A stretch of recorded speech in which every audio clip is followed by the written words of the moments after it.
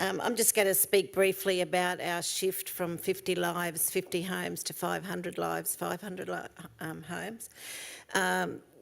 Obviously our initial response was to reduce street homelessness in Brisbane because there were 360 plus people on the streets of Brisbane in 2010. We had tent cities of over 100 people on the riverbanks, and it was sort of like a sleeping giant until the Premier and the Mayor went for a run together and had to raise money for breast cancer, in which nobody talked to them about breast cancer. They talked about why are all these tents on our riverbank.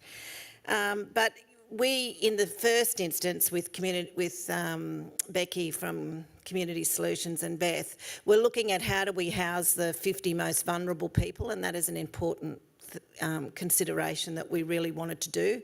We wanted to make sure that we just didn't house anyone. We wanted to house the people that were homeless the longest, and we were particularly interested in our Indigenous populations and people who had been homeless for so long and who people absolutely didn't believe could be housed, which I don't agree.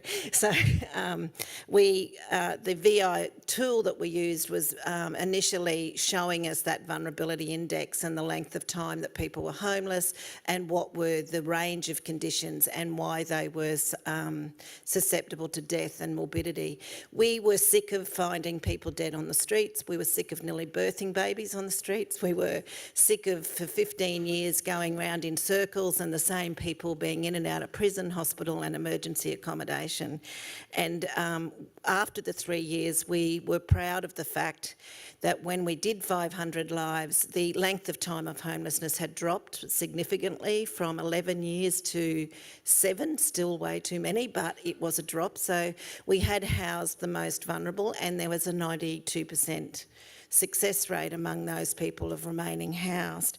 500 lives, 500 homes was about looking at all population groups, because really in our street work we found all population groups. We found people who were pregnant, babies that were just born, we've got people in cars, people in motels, domestic violence.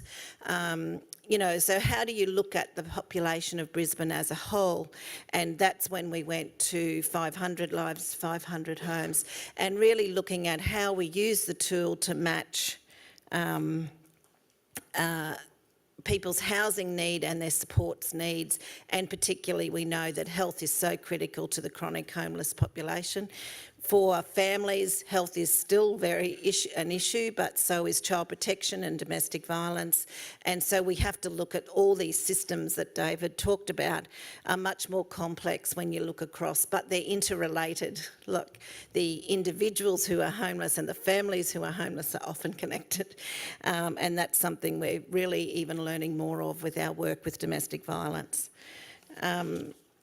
With 500 lives, we surveyed we did it across a fortnight. We went to motels, people in emergency accommodation. Some of the DV sector got more involved than they had been, family homelessness.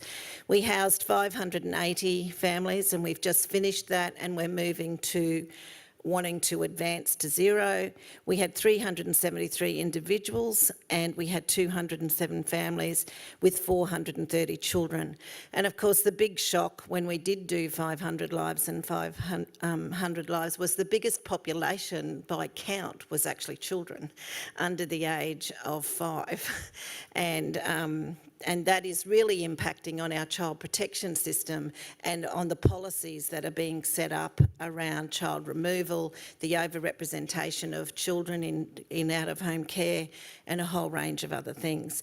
But what we learnt in 500 Lives was that using the VI SPDAT, and I know it's a contested tool, but it is a tool. It gives us really great data to be able to advocate as a sector. It's not a tool that works really good for governments to reform us. It's a tool that works for us to measure our progress, to be innovative and to be proud of the work we do and let politicians know we're actually doing it, because half the time they're telling us we're not. So it's important in knowing those 3 categories: who needs public housing, who needs housing and support, and who needs supportive housing, where the support needs to be much more than a 6-month hit. It needs to be about how do we work at our services to know what dosage of support people need, how long, and I suppose it's dispelling the myth that everyone can be self-reliant. We're all interdependent, and our most vulnerable people are interdependent on services, unfortunately, rather than their family friends. But if we work towards making their family and friends more part of their life, well, then we can share that interdependence as professionals, as community and as citizens. Perth, Deb.